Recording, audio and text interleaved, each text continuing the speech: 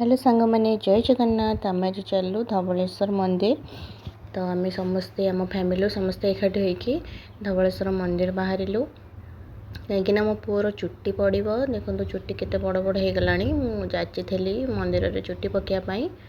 तो जेहेतु आसी छुट्टी घर को तो चुट्टी पड़ापी नहीं गली पुओ को समस्ते जाइए।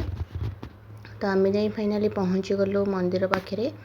तो पछरे एम सब जाकि पहुँचले तापर कका भी तार आसीगले खुड़ी मम्मी बो समस्ते आसले।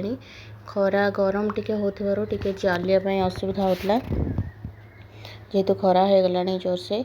तो ये चलवाई भी कारपेट बिछा होता कारपेट उपर चलला बेलू पाद टिके कम तातुला। तो फाइनाली आम आसी पाहाच चढ़ी मंदिर भितर पहुँची गलुनु।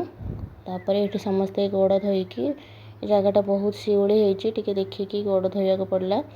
तो तापर आम गोटे रूम नहीं से समस्ते रेस्ट नेले रूम रे। तापर ये मुझे पानी पी थी पिला सांगे लगे देखो मामू मैंने बस पड़ी।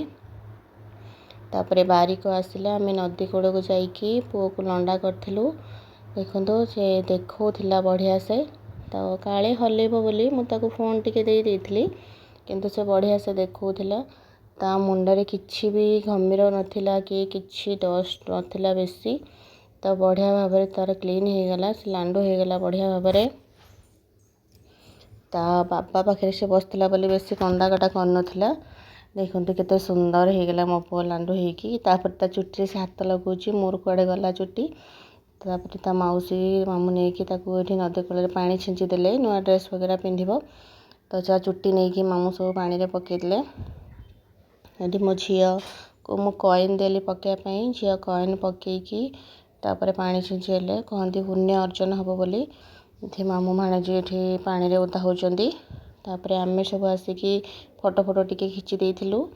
तो खरा होतला बोली बेसी एंजॉय करी होनतला। तापर ये पुओ झील को भोक कलानी टिके खाई देइथिले समस्त प्रसाद सेवन करिकी घर को फेरथिलु। तो मंदिर आमको बढ़िया लगी बहुत बढ़िया लगी। तो ये मंदिर भितर टिके फोटो उठा